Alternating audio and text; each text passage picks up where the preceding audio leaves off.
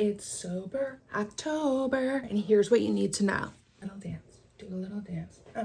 Happy Sober October, and welcome back to my channel. Everyone loves October, right? There's fall, there's Halloween, there's a cool breeze in the air, the changing of the seasons is getting more real. And if you live somewhere where they don't have a change of seasons, I'm sorry, because I did that for a while and I moved back up north because it's better. I'm gonna give you 5 tips for Sober October today. First of all, congratulations on deciding to do Sober October. It's a great choice.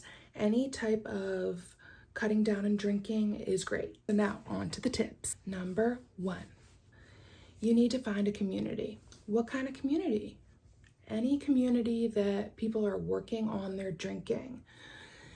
You might be able to find specifically a Sober October challenge. I believe there is an app called Sunnyside where they're tracking a Sober October. There's another app called Reframe. There's Annie Grace's The Alcohol Experiment. There's other communities like She Recovers, which is women only, and they are in recovery from anything, not just drinking. It could be a virtual group, it could be an in-person group. I know in my area, there is a Montgomery County, Pennsylvania women's sobriety group that's been doing meetups. I haven't been able to attend yet because I always have my children and my husband works weird hours because he's a paramedic. But just something like that, because I find community is super important. And this is true for sobriety across the board. You need people to support you. You need to support other people. The peer-to-peer support is super important. Number 2, I recommend having a goal for after Sober October, and actually a goal for Sober October. So Sober October should be what you want and need in terms of goals. When we hear Sober October, we might think no drinking at all. Or we might even think no smoking marijuana. Like whatever it is for you in your life right now that you need should be what your goal is. Now, typically it could be just taking a break 30 days, 31 days without alcohol. But perhaps that seems really extreme for you. In that case, I would recommend maybe just cutting back. Maybe looking at the calendar and thinking, okay, I'm only gonna drink twice this month. Or I have 3 events that I'm going to and I'm just gonna have drinks there. Or another option might be when I do go out, I'm only going to have 2 drinks and then that's it for the night. So having specific SMART goals that you can refer back to at the end of the month and see how you did is really important. And with that, I recommend having a plan for after October. So what's next? And I know that might seem overwhelming because it's Sober October and we just started. But I think it's important that we don't automatically go back to drinking right after.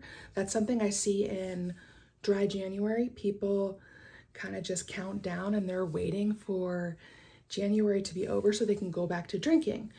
And while obviously it's everyone's choice, whatever they feel they want to do, I think it's nice to have like a plan in place so you can kind of take what you've learned and figure out what your next step is. Now, for people that might want to continue on in their sobriety, I would put a plan in place for that. For people who want to continue on just cutting back, maybe it's worth it to do the same thing for November and seeing like, what are my events this November? When do I anticipate I'm going to be drinking? And what are my goals? Maybe I want to cut back. Maybe I want to drink only once or twice this month. So things like that. And with that, I refer back to number 1, which is find a community. If you're going to go on to do more of this cutting back or quit drinking, I think it's really important to find a community where you can find support and people who are going through the same thing at the same time. Okay, tip 3. Tip number 3 is to have some non-alcoholic drinks on hand for yourself for Sober October. And that could be maybe some NA beer, maybe some non-alcoholic wine, maybe just, you know, sparkling water, different flavors. Maybe you're really into like craft drinks and fancy looking things, in which case I recommend following some mocktail pages and really making some beautiful drinks that are non-alcoholic, that help you feel like you're relaxing after a long day and you're feeling fancy and fulfilling that type of need that you might have. I know some great mocktail pages on TikTok, and I can do a separate video about that.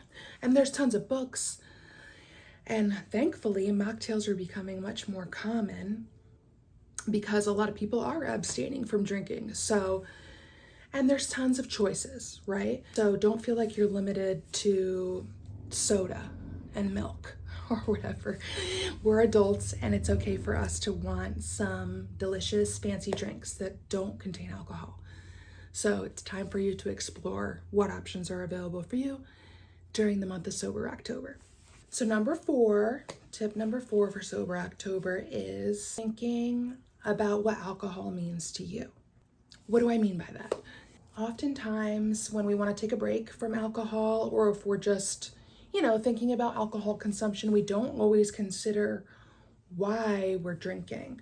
And I think this is a really important part of thinking about your drinking, mindful drinking, cutting back on alcohol, is to consider why you drink in the first place.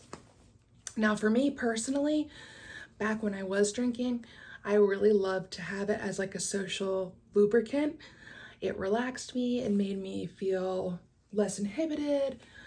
I thought I was more fun and outgoing, and that's why I drank. One of the many reasons why I drank. Thinking about why you drink is important because it can help us deconstruct the beliefs we have around alcohol. And that's important if we want to stop drinking or cut back, because we really want to challenge those beliefs. And we want to make sure that we're thinking about, are those beliefs true for me?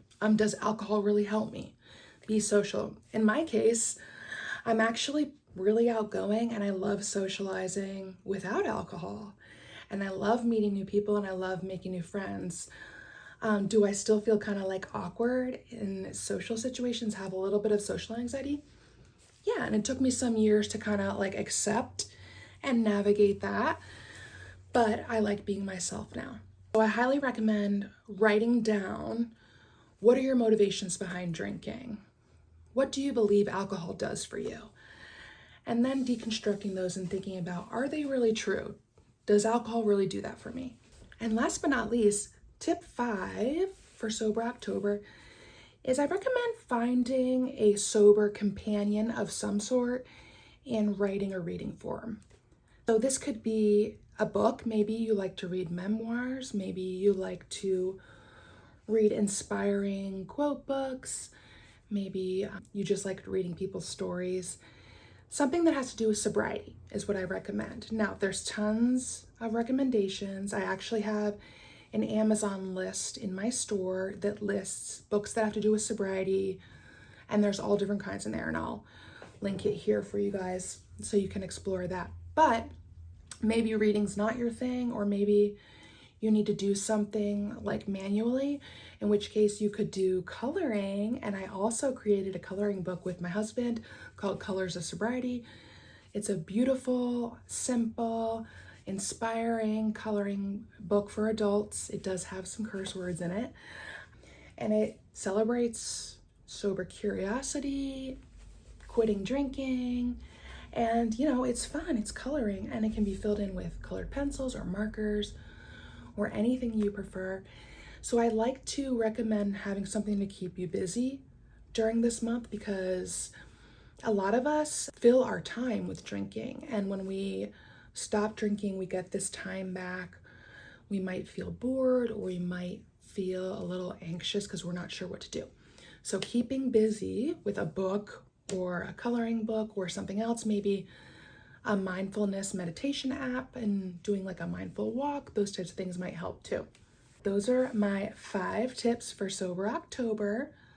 Of course, if you need any other tips on sobriety or sober curiosity, I have tons available on my website, sobersenorita.com.